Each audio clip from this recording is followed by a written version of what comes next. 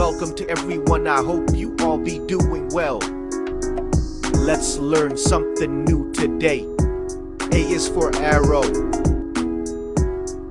B is for book.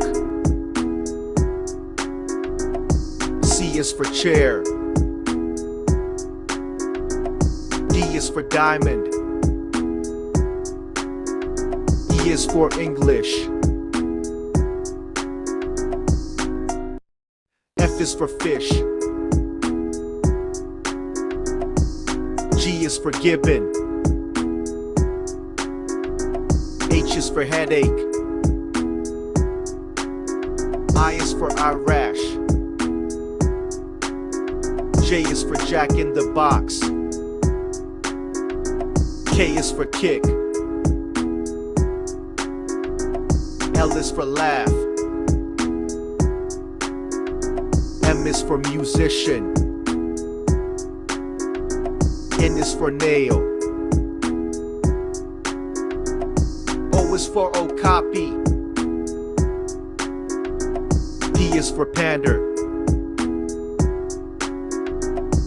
Q is for queen. R is for reading. S is for seeds. T is for target.